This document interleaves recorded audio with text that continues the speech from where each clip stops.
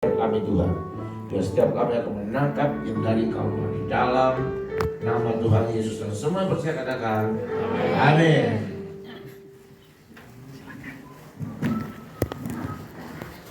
Shalom saudara. Pertama-tama sebelum saya mulai firman Tuhan hari ini, saya mau sampaikan fresh from the oven. Barusan saja saudara, sebelum saya berangkat, Tuhan tiba-tiba bicara sama saya. Saya mau sampaikan buat saudara, tahun depan,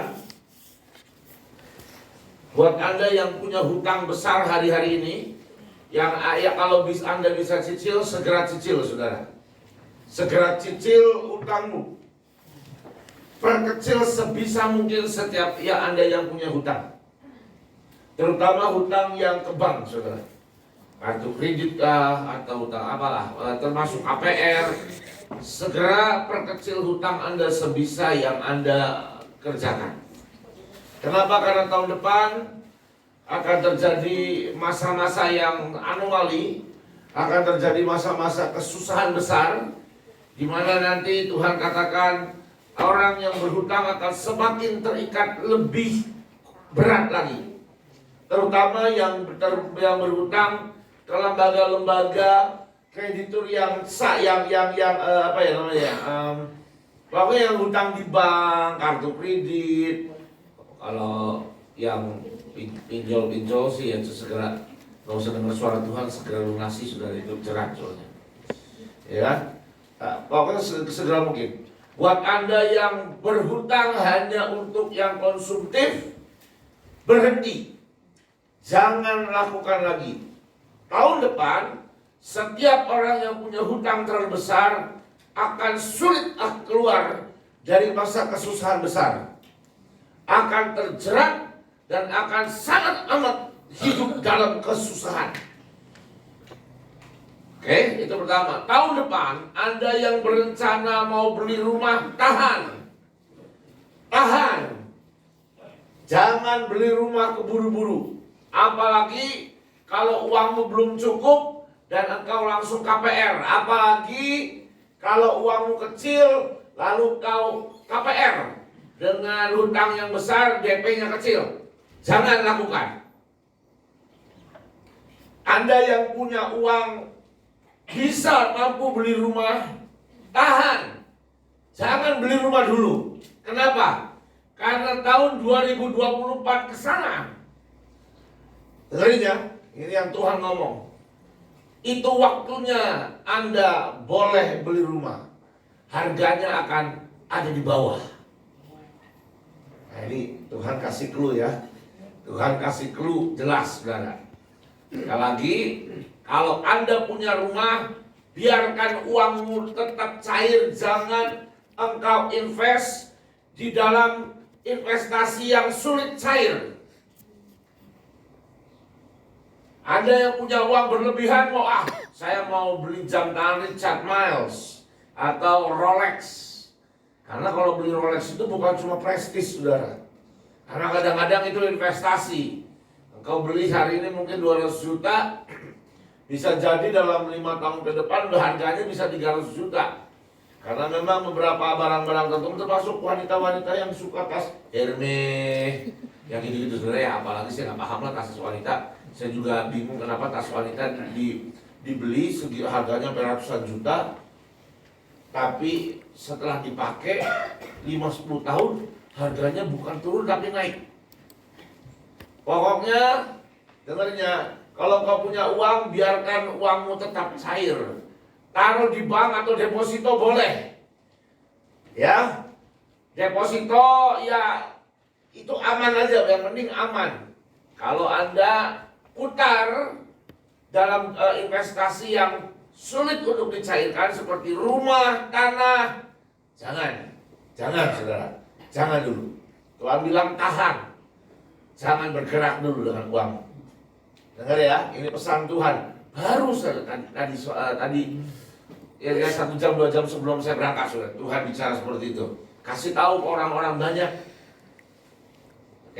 Yang punya hutang hari ini, hutang kartu kredit, hutang perbankan, kalau bisa segera perkecil. Ya kalau bisa ditutup, puji Tuhan. Ya kan? Kalau bisa diperkecil, segera diperkecil sebisa mungkin. Kenapa tahun 2023 nanti bulan 7 ke sana? Itu akan sangat menyulitkan Anda hutang Anda. Lalu jangan cari hutangan untuk segala sesuatu yang habis dipakai. Tahun depan, kalau Anda lakukan itu, maka sekali lagi saudara, engkau tidak akan menjadi orang yang kuat, mesti akan hancur. Dengerin ya, ini Tuhan baik ngasih clue buat anak-anaknya.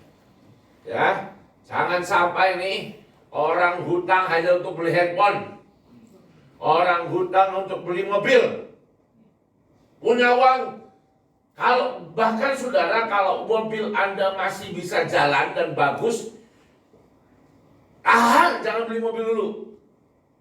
Tahan saudara. Nanti akan tiba masanya, waktunya engkau bisa beli mobil dengan sangat murah dari orang-orang yang gak bisa bayar. Ini yang Tuhan bilang. Tenang, tahan dulu. Jangan, bahasa Jawanya ojo ke susu. Ya loh? Jangan keburu-buru. Tenang, tahan dulu uang Anda. Ini yang Tuhan bilang ya. Bijaksana. Bijaksana dengan uang Anda. Tahun depan jangan macem-macem. Oh saya perlu liburan. Ya liburannya ke Batu Malang aja yang dekat-dekat. Itu. Dah, nggak usah. Saya mau ke Amerika. Kalau ada uangnya berlebihan ya boleh. Kalau uangnya terusnya gara-gara kau mau liburan lalu kau gesek kartu kredit dan utang, lebih baik gak usah. Kenapa? Nanti itu akan jadi jerat. Tahun depan akan menjadi sangat sulit sekali buat orang yang punya hutang. Saudara, saya juga punya hutang. Saya masih nyicil rumah saudara. Jadi tahun saya udah bilang sama istri saya, tadi langsung saya telepon. Kita siap-siap. Dari bulan ini sampai bulan yang ke-6, kita harus terus tiap bulan perkecil hutangnya. Bahkan kalau bisa, di bulan yang ke-6 tahun depan, lunas. Kenapa? Karena saya nggak punya hutang. Saya langsung cek kartu kredit saya, ada hutang. Tadi siang tadi begitu lihat, oh masih ada hutang. Saya lunasin saudara. Saya telepon istri saya, kamu punya hutang nggak di kartu kredit? Ada, cepat bayar. Kenapa? Masih lama sebenarnya kan. Tapi saya meresponi dengan cepat apa yang Tuhan bilang. Semua hutang yang dengan bank segera tutup. Ya sebenarnya hutang sama saudara juga tutup segera sih ya. Sama teman juga tutup sama siapa. Oh kalau bank aja dibayar, sama teman nggak usah dibayar. Ngawur tuh. Paham saudara ya? Oke? Saudara, tahun depan adalah tahun masa-masa kesukaran besar. Tuhan sudah bilang dari 3 bulan yang lalu. Tuhan bicara sama saya saudara. Pada waktu saya masuk pengasingan, Tuhan bilang, nah tahun depan akan menjadi tahun yang sangat sulit. Tahun kesukaran besar. Walaupun saya sangat percaya Indonesia akan diluputkan. Kalaupun kena, tidak akan terlalu berat. Kenapa? Karena saya percaya saudara, ketika kita setiap pagi berdoa buat Indonesia, itulah waktu-waktu di mana kita sedang mempertahankan bangsa kita. Bukan karena AOC-nya yang jago, bukan karena para pemimpin AOC yang hebat, bukan. Tapi karena setiap orang yang punya hati berdoa buat Indonesia, itu yang menggetarkan hati Tuhan. Sehingga saya sangat percaya Indonesia adalah negara yang akan kena dampak paling minim. Amin. Kalau Indonesia kena dampak paling minim, Anda dan saya juga terselamatkan. Salah, ini yang jawab ini yang salah. Terselamatkan. Apa-apa. Terselamatkan. Kita kan tidak akan kena masa kesusahan besar. Amin. Kita hanya melewati. Amin. kena jebak sedikit udah kena jebak. Anda dan saya hanya melewati dan kita tidak akan kena masa kesulitan besar. Amin. Mazmur 91 berkata, walaupun berapa? 1000 orang rebah di sisi kiri dan kananku, aku hanya berdiri. Aku hanya apa terusnya? Menonton. Itu lagi kata-kata menonton itu kecil, saudara. Serius, terjemahan bahasa Indonesia ini ngawur. Kata-kata menonton itu kayak gini. Ada orang jatuh keplak, mau mati, berdarah-darah, kita nonton. Apa yang manusiawi? Manusiawi nggak saudara? Nah, itu ngawur, saudara. Terjemahan aslinya itu nabat. Bahasa Ibraninya nabat. Nabat ini punya arti kata regard, melihat dan memperhatikan. Nah, kata memperhatikan ini punya arti bahwa kitalah yang akan menolong orang-orang ini. Amin. Kok ngawur cuma nonton gitu? Nah, coba kalau Anda lihat ada orang mau mati, ditonton. Anda lihat dari jauh ngomong, oh dia nonton orang gila semua ini. Betul saudara? Doyong kemarin katanya saya dengar cerita yang di stadion itu yang mati banyak itu. Kan ada orang yang bolak-balik nolongin orang kan? Nah, itu yang benar. Gitu? Yang nonton nggak benar itu. Oh, mesti udah ada urat sarafnya udah jepret saudara. Oke? Tahun depan ada masa kesukaran besar.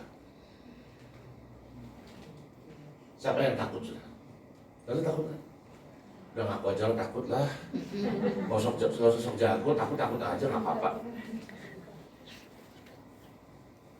Loh, sekarang aja inflasi Indonesia sudah naik dari 3,5%, sekarang sudah 6%. Barang-barang sementara ada kerasa nggak kerasa sudah mulai pada naik sudah. Barang-barang kebutuhan pokok pun sudah mulai naik sudah. Nggak tahu beras naik harganya, naik kan? Naik sudah. Tenang. Kalau anak Tuhan berasnya harganya naik, berkatnya kita lebih naik lebih baik. Amin. Oke. Nah, sekarang ini inflasi aja sudah naik. Saya ceritain ya. Kenapa sih sekarang dunia sedang menghadapi masa kegelapan? Menghadapi masa kesukaran besar? Ini efek domino dari masa pandemi. Pada waktu masa pandemi, pemerintahan hampir seluruh dunia itu ngasih uang ke warganya. Amerika cetak dolar sebanyak-banyaknya sehingga bisa ngasih uang ke setiap warganya.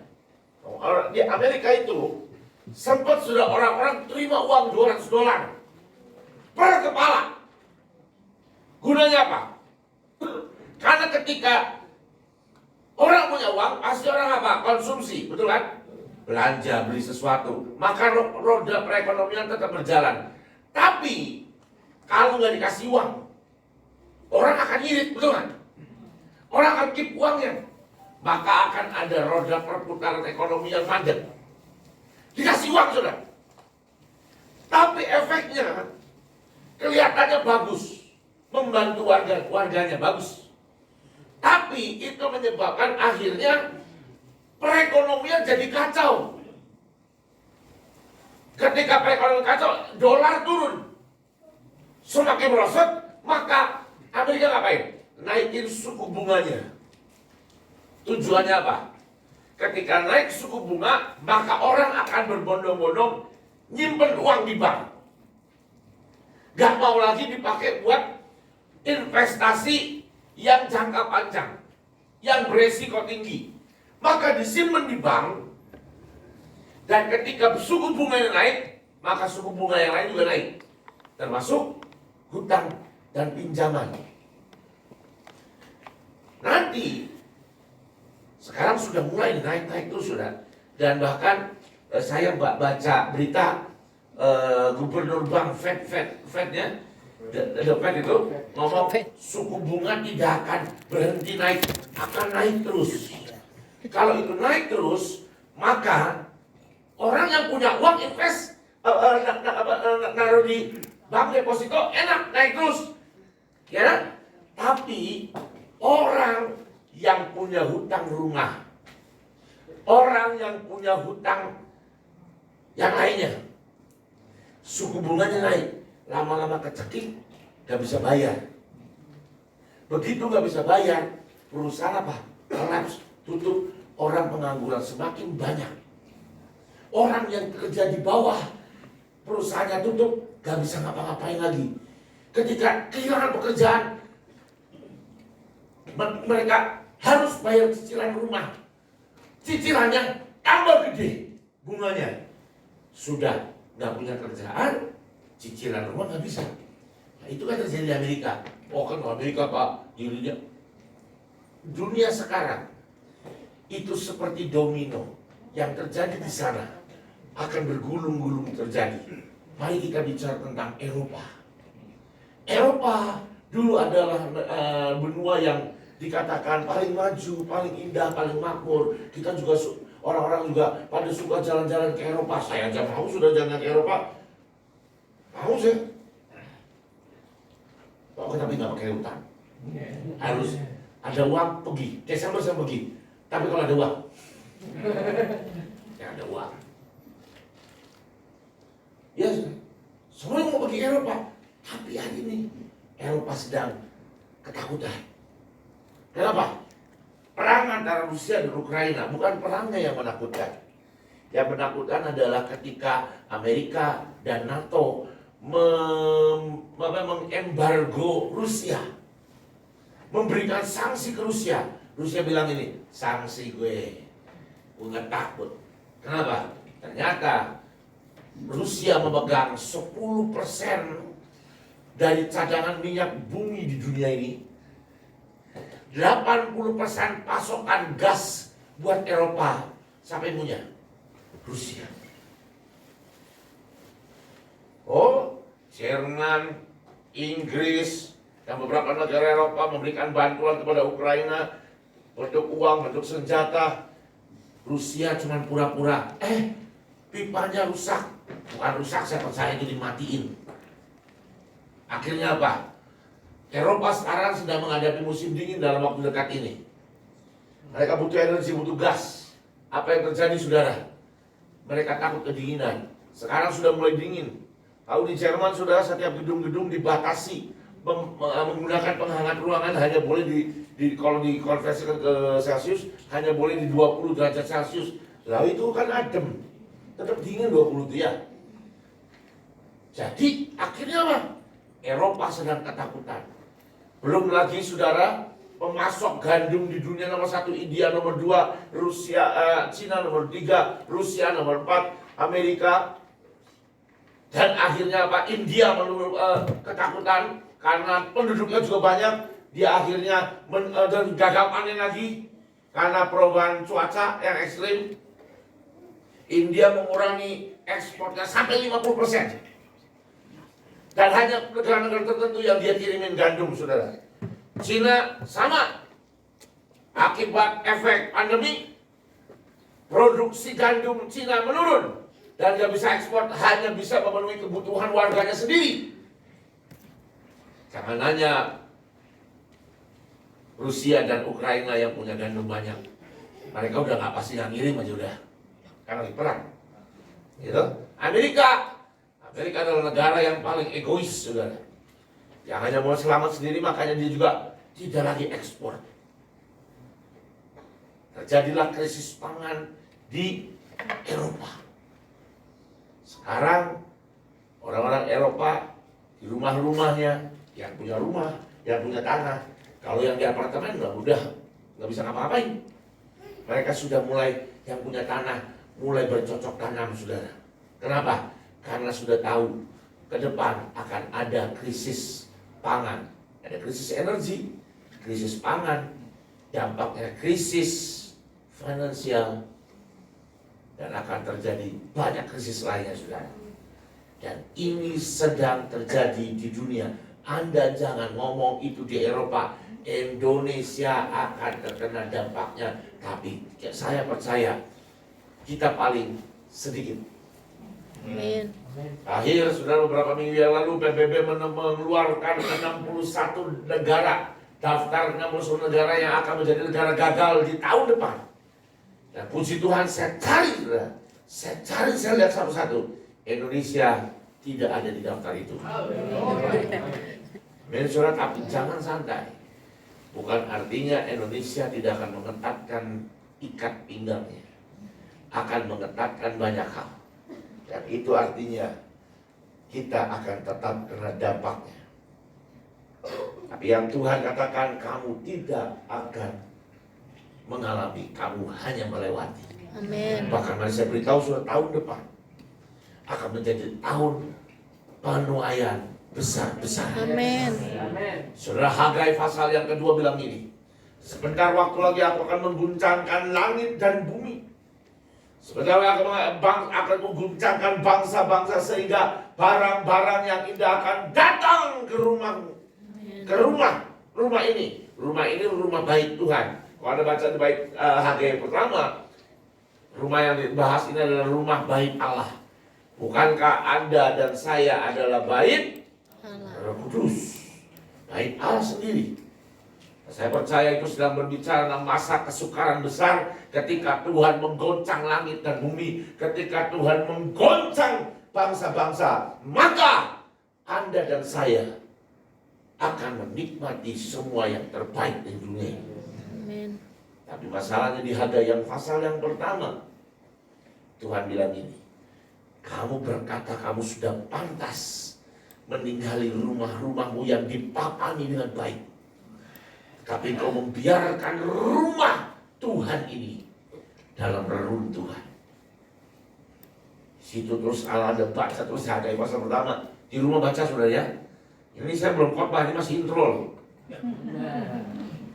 Ya, Hagai yang pasal pertama itu, karena kamu membiarkan rumah ini dalam reruntuhan, dan karena kau sibuk dengan urusanmu sendiri dan memapani rumahmu, maka ini yang terjadi. Engkau kerja, hasilnya sedikit. Engkau pulang membawa hasil, tapi hasilmu ditaruh di tempat pundi-pundi yang berlubang. Engkau makan tidak sampai kenyang, ada Tuhan. Engkau berpakaian tapi tetap tubuhmu tidak hangat. Engkau bawa pulang hasil, tapi Tuhan meniupkan hasilnya. Bahkan Tuhan mendatangkan kekeringan atas tanah dan ladangmu. Kenapa? Karena kita tidak membangun rumah Tuhan. Kita sibuk membangun diri kita sendiri.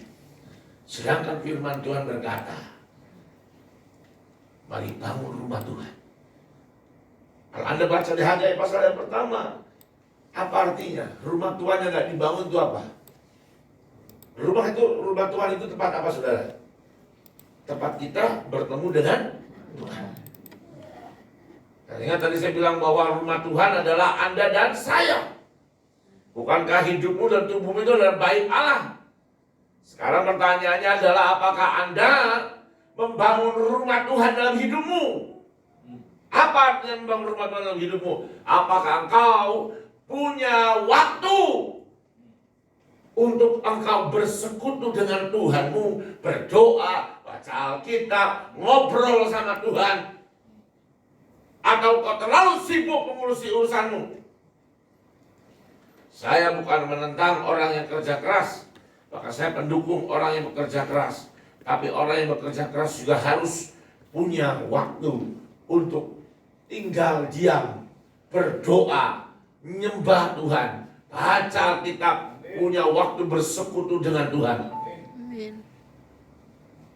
Saya tidak tentang untuk kerja keras, silakan, bahkan bagus, saya dorong. Tapi jangan tinggalkan Tuhan.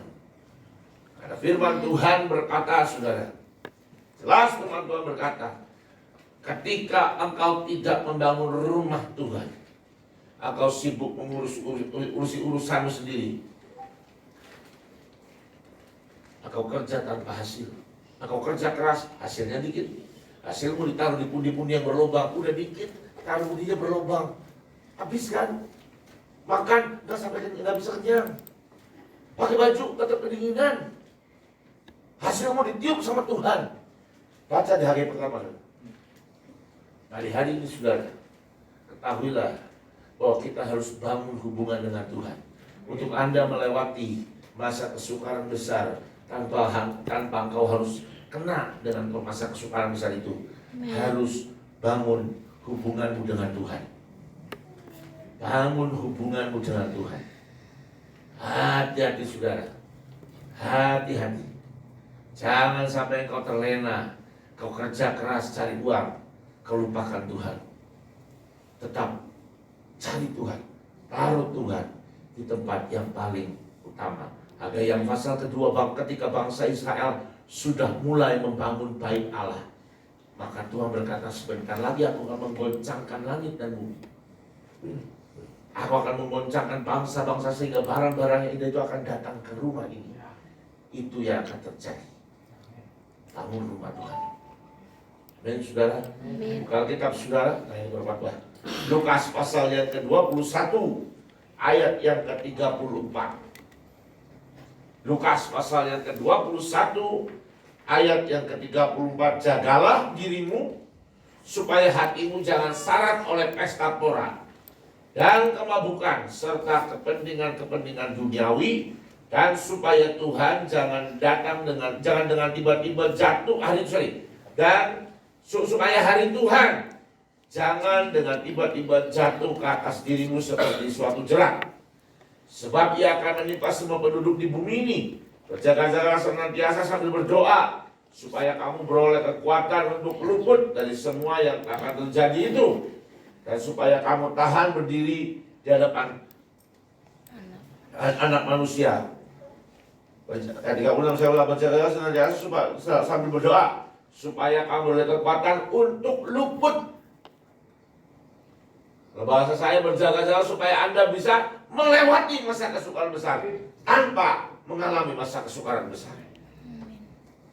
Saudara, ayat yang ke-34, saya mau pakai terjemahan bahasa Ibrani aslinya, saudara. Karena kalau kita baca dalam bahasa terjemahan Ibrani aslinya, maka artinya akan jauh berbeda dari bahasa Indonesia. Tapi saya lebih suka dengan bahasa aslinya, saudara. Gini bunyinya. Dan jagalah dirimu supaya jangan sewaktu-waktu hatimu diliputi oleh kejenuhan, kemabukan, dan kekhawatiran akan hidup ini. Beda ya? Kan bahasa Indonesia tadi kita baca beda banget. Mari, apa saja saudara yang harus kita jaga? Apa saja yang harus kita hindari supaya kita bisa luput dari masa kesukaran besar ini? Yang pertama, jagalah dirimu supaya jangan sewaktu-waktu hatimu diliputi oleh kejenuhan. Kenapa penyebabnya kita jenuh? Tahu sudah kenapa kita jenuh? Kegiatan apa yang paling menjenuhkan? Saya mau tanya sama saudara. Menunggu. Semua sepakat. Hampir semua bapak-bapak yang berkata menunggu. Karena bapak-bapak adalah orang-orang yang ngerti arti kata menunggu. Kenapa saudara? Karena seringkali karena laki-laki itu pada waktu mau pergi itu paling gampang. Mandi pun kadang kelar. Sisiran. Nah, kalau kayak saya rambutnya nggak sisiran. Pakai baju, pakai parfum, duduk nunggu, iya kan? Cepat banget. Coba kalau wanita mandi lama, setiap sela-sela di dalam tubuhnya akan digosok sampai bersih. Setelah selesai, rambutnya kan rata-rata kan perempuan panjang, mengeringkannya lama. Laki-laki anduk kasak-kasak berkelar. Mengeringkannya harus sempurna. Pakai hair dryer supaya melambai dan terurai dengan sangat rapi. Belum sampoannya, ya kan? Belum sampoannya. Dikeringkan.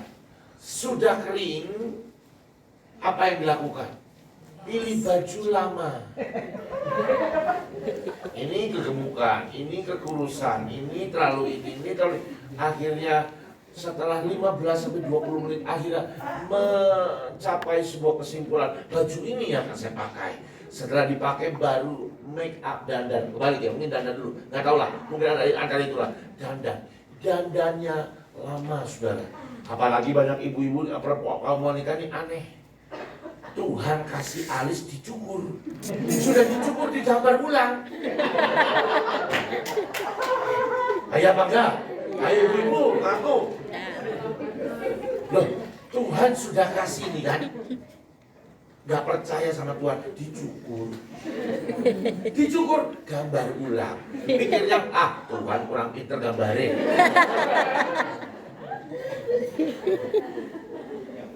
Disulam, ditato, kan banyak aja ibu-ibu ya.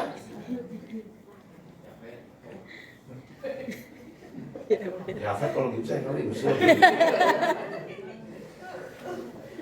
Ya kan, sudah gitu, dandannya lama.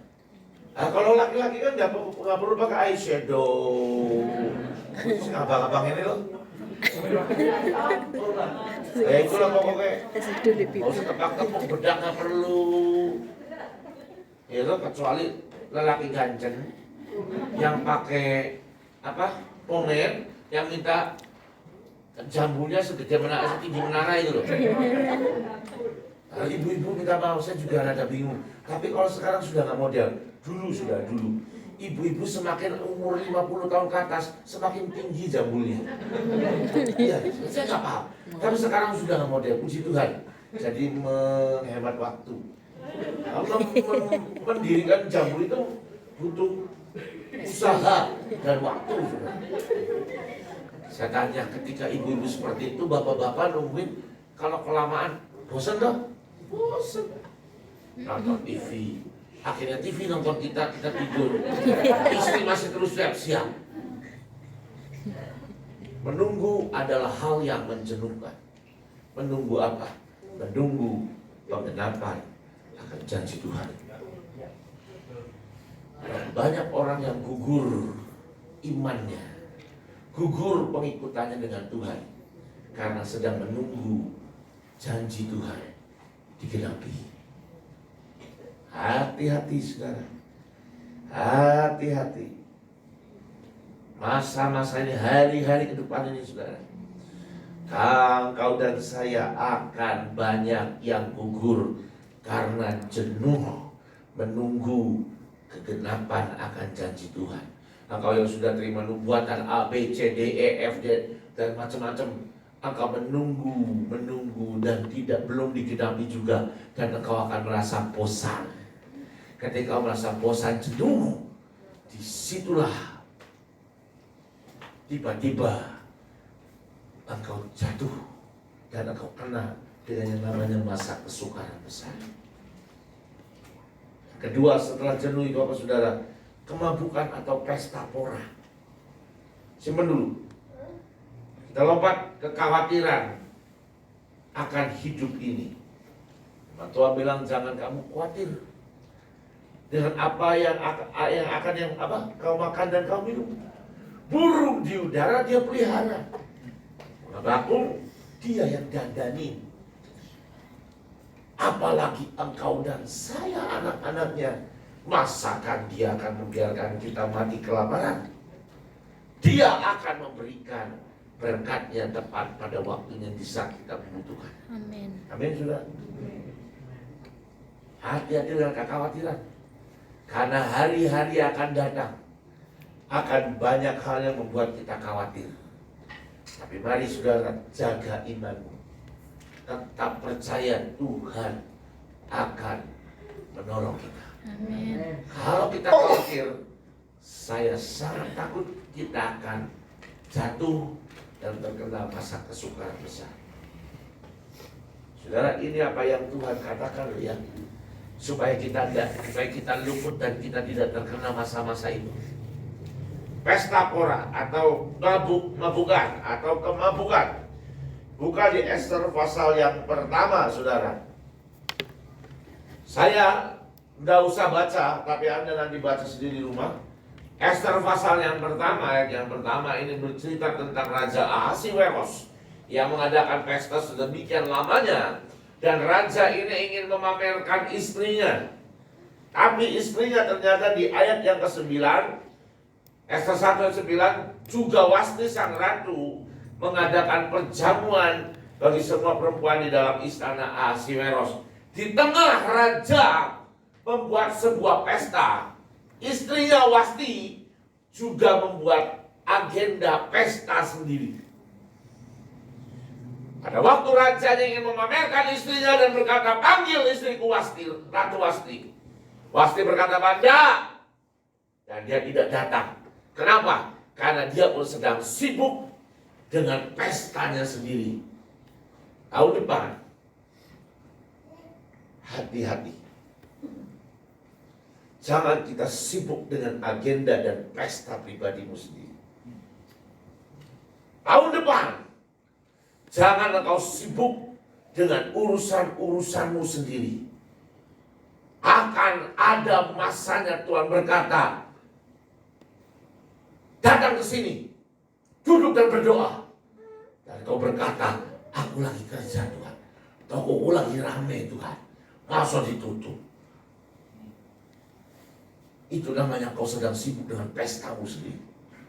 Tahun depan, engkau harus siap sedia. Kalau Tuhan ngomong apa, lakukan segera. Jangan tunda. Jangan kau berkata, aku sedang lakukan ini. Nanti Tuhan, aku sedang sibuk. Kau lakukan itu, saudara, maka hari itu akan menimpa kau. Tuhan jelas katakan, jangan sibuk dengan pesta orang. Jangan sibuk dengan urusanmu. Saya sangat percaya, saudara, tahun depan Anda dan saya akan diberikan banyak ide-ide, banyak mata yang tajam melihat peluang demi peluang. Justru di masa kesukaran besar, tiba-tiba usahamu, atau bisnis, atau punya banyak usaha, dan itu akan berkembang. Dan ketika itu berkembang di tengah kesukaran, atau sangat sibuk, tapi di tengah kesibukan, Tuhan pasti akan ngomong seperti ini. Tutup. Masuk ke ruang doa. Sujud dan doa. Kalau engkau berkata, Tuhan, aku sedang sibuk, Tuhan, aku sedang lakukan ini, engkau tidak akan bertahan di masa kesukaran besar. Saya sangat percaya tahun 2023 ketika masa kesukaran besar dimulai, di situ juga the great final harvest akan dimulai buat setiap kita, saudara. Penuaian besar dalam apa? Jiwa-jiwa, keuangan, semuanya, segala aspek kita akan menikmati penuaian besar. Pertanyaannya adalah, ketika itu diberi buat Anda, jangan-jangan Anda terlalu sibuk dengan berkatnya, bukan dengan Tuhannya. Hari ini Tuhan ngomong, nanti pada waktu ketika itu datang dan terjadi, jangan sibuk dengan pesta orang, dengan kemabukanmu, dengan urusanmu, dengan kesenanganmu sendiri. Tapi mari, saudara, ketika Tuhan mau kita lakukan apapun, tidak ada penundaan. Ya Tuhan, ini aku siap. Amin, saudara. Amin. Saudara, lalu kemabukan ini bicara tentang apa sih? Selain pesta pora, kemabukan ini bicara apa? Kemabukan ini bicara tentang keinginan hidup daging. Tuhan berkata, berjaga-jagalah, berjaga-jagalah. Oh, tadi di ayat di Lukas pasal 21 ada satu kata yang berkata, berjaga-jagalah senantiasa. Jagalah dirimu, saudara. Berjaga-jaga terus, berjaga-jaga. Kenapa? Karena masalahnya, pencurinya yang merusak hidup kita itu gak jauh dari hidup kita. Itu mengincar kita untuk jatuh. Tahu gak siapa, saudara, yang akan bisa membuat kita jatuh? dagingmu. Loh, khawatir itu mulai dari dagingmu. Itulah saudara. Hati-hati. Mari buka kitab saudara. Matius pasal 26 ayat 41. Matius 26 ayat 41 firman Tuhan bilang, berjaga-jagalah dan berdoalah supaya kamu jangan jatuh dalam pencobaan. Roh memang menurut, tapi daging lemah. Saudara, dalam hidup kita ini ada tubuh, jiwa, dan roh. Tubuh ini daging, jiwa ini pikiran, roh ya roh. Yang bisa connect sama Tuhan itu roh. Paham saudara ya? Tubuh bisa nggak connect sama Tuhan? Bisa. Kalau rohnya lebih kuat dari tubuh, maka tubuh ini bisa connect dengan yang roh, dengan Tuhan. Itu sebabnya ada banyak orang yang mengalami perjumpaan Tuhan dengan Tuhan secara supranatural.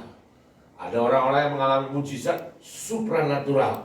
Itu kenapa? Karena tubuh dan dagingnya lebih lemah dibanding rohnya.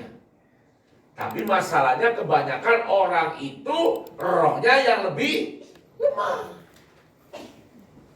Ketika rohnya lebih lemah, dagingnya yang kuat. Ketika daging yang kuat, rohnya lemah dan gak bisa connect dengan Tuhan. Hati-hati saudara. Hati-hati. Nah sekarang, jadi gimana? Jadi kita harus bisa melemahkan atau mengendalikan tubuh kita, daging kita harus dikendalikan. Ngerti saudara? Lalu keinginan daging itu apa sih? Lihat, Galatia pasal yang kelima ayat 19. Perbuatan daging itu telah nyata, yaitu percabulan, kecemaran, hawa nafsu, penyembahan berhala, sihir, perseteruan, perselisihan, iri hati, amarah, kepentingan diri sendiri, pencederaan roh pemecah, kedengkian, kemabukan, pesta pora, dan sebagainya. Nah, semuanya itu kuberikan pada kamu seperti yang telah kubuat dahulu, bahwa barang siapa melakukan hal yang demikian, ia tidak akan mendapat bagian dalam kerajaan Allah. Ya sudah, ketika dagingnya yang kuat, maka rohnya gak dapat bagian dengan kerajaan Allah, gak connect sama Tuhan. Jadi yang harus dilemahkan adalah daging kita, dikontrol daging kita. Caranya gimana saudara? Salah satunya caranya yang paling simpel, puasa. Mulai hari-hari ini belajar berpuasa sebanyak yang engkau bisa. Belajar berpuasa. Saya punya teman-teman di Bandung, Chris, saudara tahu ya, sering khotbah di sini. Chris itu kalau puasa 40 hari 40 malam. Kurus. Lepas puasa gendut lagi. Saya suruh ikutan. Nanti dulu saya bilang, puasa 12 jam aja tersiksa. Tapi saya akan coba saudara. Oh iya, karena Tuhan bilang mulai kendalikan dagingmu dengan puasa. Loh, kalau Anda puasa itu Anda sedang melemahkan apa sih? Daging kan? Bagian apa? Hawa nafsu. Loh, kalau puasa itu hawa nafsu, nafsu apa? Nafsu makan. Ya tuh. Lalu kalau puasa kamu itu kan bukan puasa. Hawa nafsu apa? Nafsu emosi, nafsu jiwa. Ya, apalagi sudah nafsu-nafsu banyak. Ketika Anda puasa, Anda sedang melemahkan tubuhmu, badanmu, dagingmu. Belajar berpuasa. Jangan seperti tetangga kita yang puasa cuma setahun sekali. Kalau bisa saudara, Anda setahun 11 kali, berarti cuma satu bulan ya nggak puasa. Iya, puasa yang banyak saudara. Orang yang puasa mematikan daging, melemahkan dagingnya, maka rohnya akan kuat. Ketika rohnya dengan kuat, maka yang dilihat, yang dijalani, yang dialami semua yang ilahi. Saudara, saya punya teman hamba Tuhan namanya Samson Dabas dari Nigeria. Ya, kalau pelayanan Indonesia, saya tahu sendiri karena saya bisa sampai 2 minggu, seminggu atau seminggu untuk dampingin dia, nemenin dia, saudara, di Indonesia. Dia cerita kalau satu bulan dia di Indonesia, 1 bulan dia nggak makan. Nggak makan sama sekali. Dia cuma minta disediain 1 tangkai, satu gembel anggur aja. Udah, taruh di kamarnya. Kalau saya check out, saya lihat lah anggurnya cuma dimakan paling juga berapa biji. Dia jarang sekali makan. Lalu saya bicara sama dia, kenapa kamu berpuasa? Dia bilang, oh saya berpuasa karena saya mau supaya saya bisa terus bersama dengan Tuhan. Lalu dia cari saya tentang puasa itu banyak orang salah di Indonesia, dia bilang itu. Orang Indonesia berpuasa itu kalau punya masalah, itu pengen punya uang, puasa. Cari jodoh, puasa. Salah. Berpuasa itu karena engkau mau ketemu Tuhan. Jangan berpuasa dengan embel-embel supaya saya diberkati. 1 bulan. Lalu dia cerita tentang satu hamba Tuhan namanya Adeboye. Itu gereja terbesar di dunia. Tahu sudah gerejanya berapa gede? 3 kilometer gedungnya. Berjuta-juta jemaatnya sudah. Sekali ibadah 1 juta lebih. Saya tanya kebaktiannya gimana? Kebaktiannya wah rame, tiba-tiba sepi, doa. Hamba Tuhannya dipanggilnya Papa Adeboye. Kadang-kadang cuma tersungkur di mimbar, nangis dan berdoa. Jemaatnya nggak ada yang meninggalkan gereja, ikut tersungkur dan nangis. Itu gereja terbesar, bahkan jumlah jemaatnya terbesar di dunia. Dan gerejanya nggak cuma di Nigeria, di Indonesia ada, saudara. Saya lupa apa nama gerejanya. Di seluruh dunia ada. Adeboye ini kalau puasa bisa 3 bulan full di kamar, tidak keluar, saudara. Nggak ketemu siapa-siapa. Dan tidak makan apa-apa, 3 bulan cuma minum. Hanya buah beberapa biji aja. 3 bulan. Gak mati itu. Bahkan istrinya 1 hari buka pintu kamar suaminya. Karena dia khawatir, oh suamiku udah ada bunyi-bunyian. Mati dah. Dibuka. Begitu dibuka ini perempuan, ini istrinya, mental sudah berapa meter. Hadirat Tuhan terlalu kencang di kamarnya. Kenapa? Karena dia mengendalikan dagingnya. Saudara, ternyata kalau kita bisa mengendalikan daging kita tidak makan, belum tentu mati. Bahkan kemungkinan besar tidak mati. Tuh, ini yang dalam Tuhan loh, yang di setan aja, yang para orang-orang yang disesatkan oleh iblis. Ada loh di India. Ada puluhan tahun gak makan sama sekali, gak mati, saudara. Sampai, mungkin pernah dengar, lihat di YouTube ada, saudara. Sampai itu diteliti sama dokter, kenapa kok gak mati? Karena firman Tuhan juga bilang, apa saudara?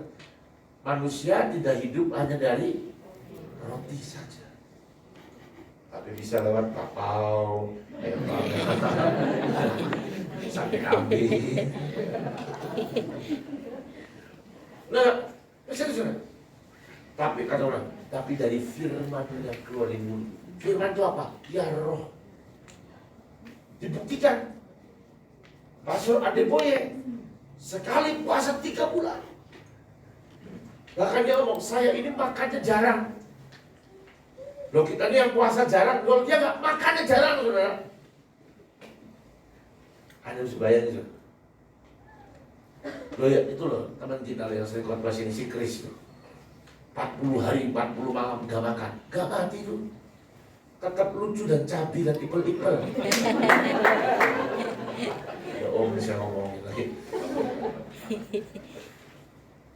Ya tuh, gak mati. Saudara. Kenapa? Karena firman Tuhan ngomong gitu. Tidak hidup dari roti saja, makanan yang jasmani saja. Oke? Mari kita coba. Saya itu nahan lapar bisa kuat, nahan pengen yang susah, saudara. Ya kan? Lapar ini kuatlah saya tahan. Tapi begitu lewat Indomie, astagfirullah. Ya kan? Betul nggak, saudara? Saya percaya kita semua ini tahan lapar semuanya. Ya kan? Apalagi yang uangnya tebas pasarnya, ya tahan lapar banget, saudara. Ya kan? Tapi tahan keinginan itu susah. Mari saudara, ayo mari kendalikan daging. Bareng-bareng ya, saya juga sedang akan mulai belajar berpuasa, saudara. Saya mau coba dalam waktu dekat 3 hari 3 malam dulu. Ya mungkin Bapak Ade Boye itu bisa 3 bulan karena dia di kamar terus. Coba dia keluar-keluar lah sate kambing. Susah. Ya mungkin Chris juga sama. Kalau puasa kayaknya di rumah aja dia. Kalau keluar-keluar kan berat juga, saudara, ya kan? Ya nggak tahu lah. Coba tanya dia gimana caranya. Dia kalau diundang sini coba tanya. Bukan tanya jawab, Chris, kamu bisa kuat nggak makan 40 hari itu gimana caranya? Oke? Tapi teman AOC-nya juga ada, teman kita ada. Ikutan sama Chris 40 hari kuat lu, nggak mati juga. Kerjanya apa? Baca Alkitab, dengerin khotbah, nyembah Tuhan, baca Alkitab, doa. Gak mati. Nanti saya mau coba, saudara. Ya, saya coba 3 hari dulu. Kalau kuat bulan depannya 5 hari. Ya saya kan pemula ya, jangan ditutup langsung. Keluar 2 puasa, saya ngesan sendiri, saudara.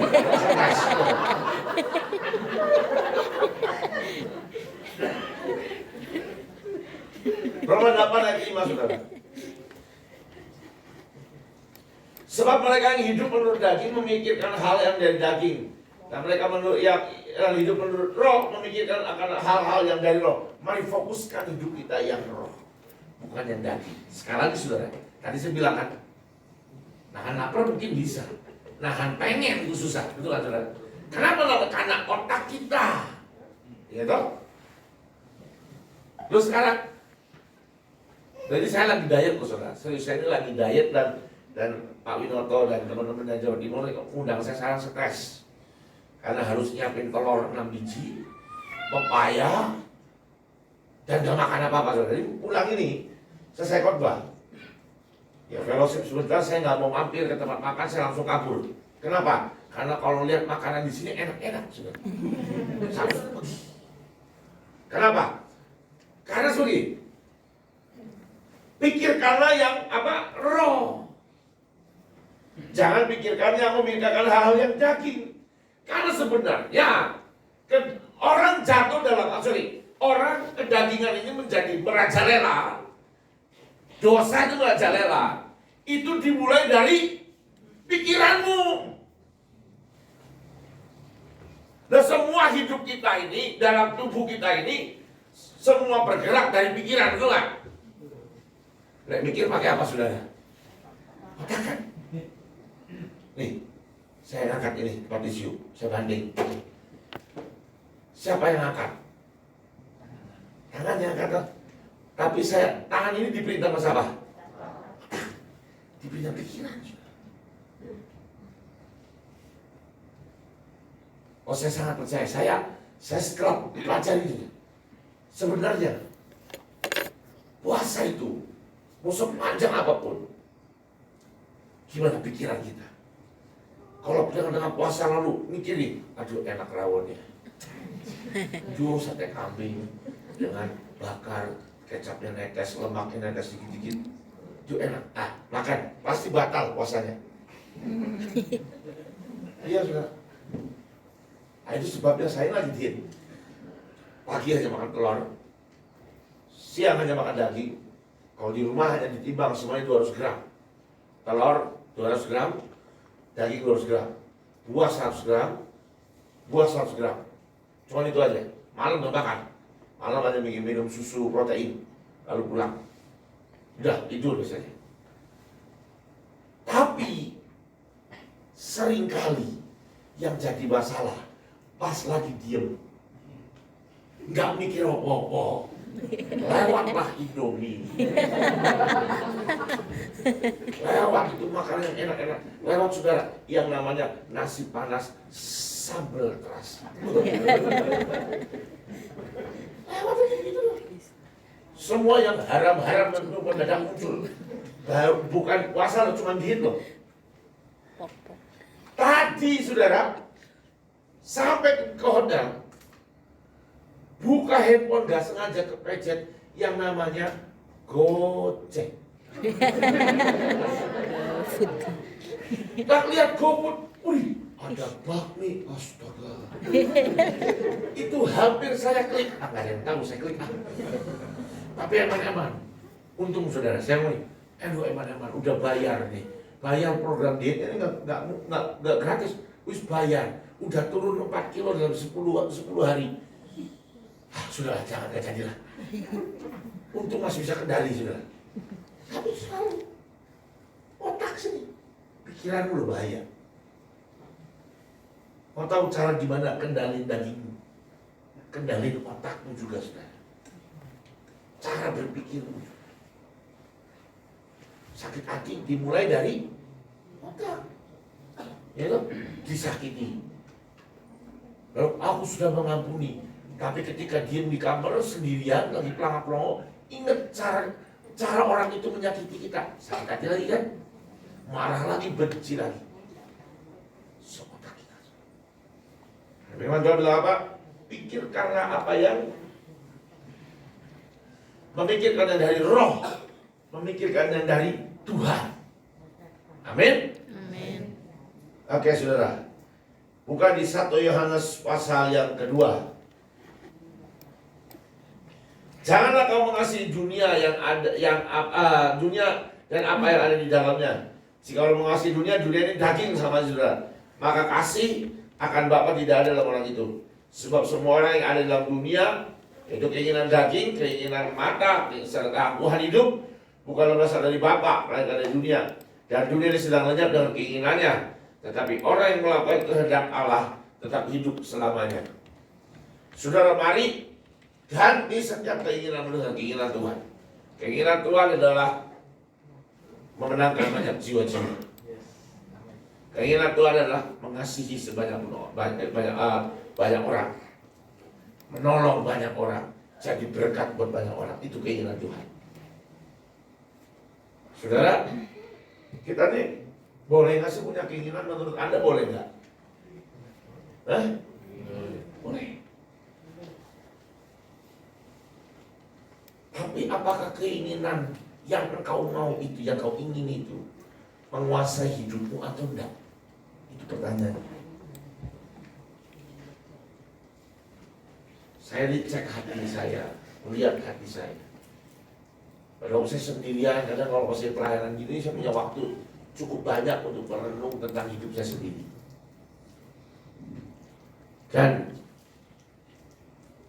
satu hari ada satu teman, saudara seiman, saudara rekan pelayanan, nanya, boleh tahu nggak pokok doa dalam hidupmu itu apa?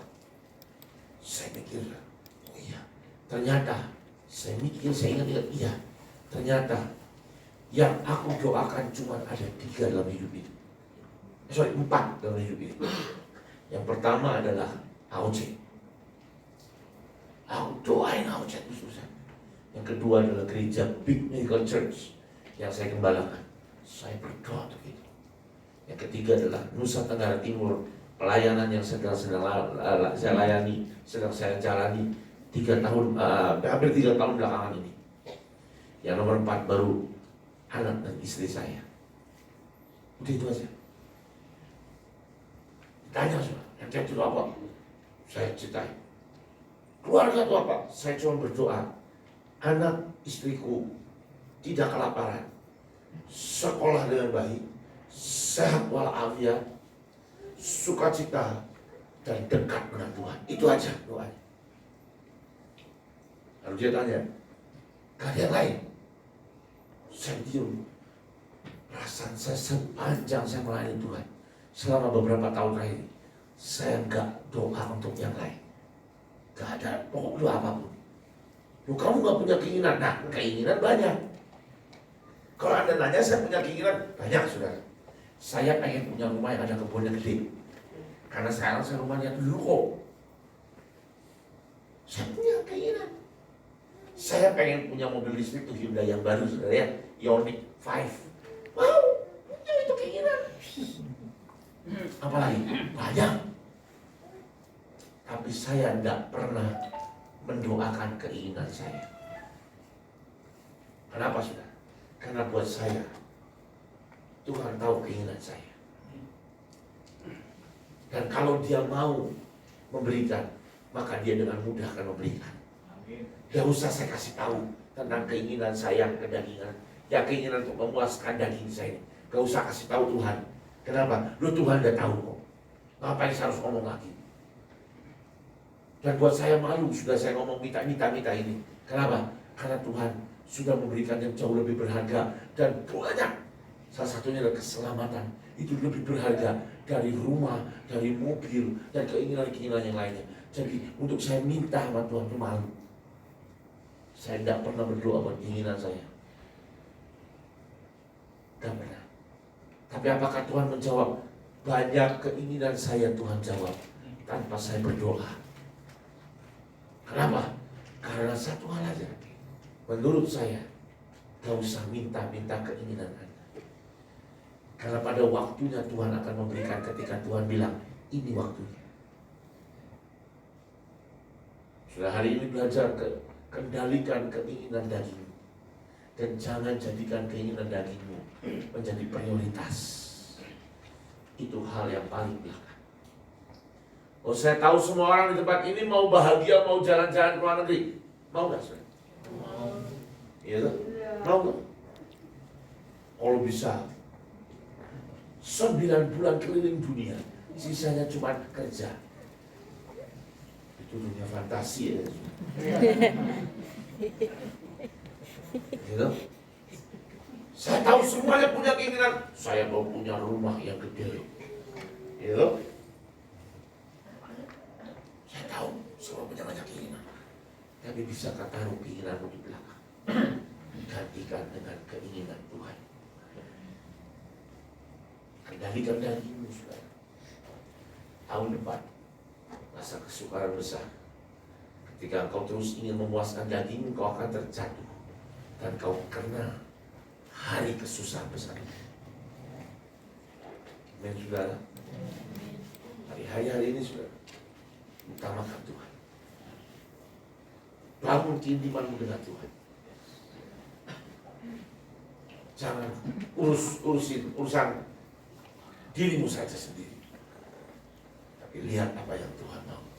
Kenali apa yang Tuhan mau dalam hidup. Itu tempat kita. Terima kasih Tuhan. Engkau Tuhan yang baik. Engkau Tuhan yang baik. Engkau Tuhan yang terbaik buat setiap kami.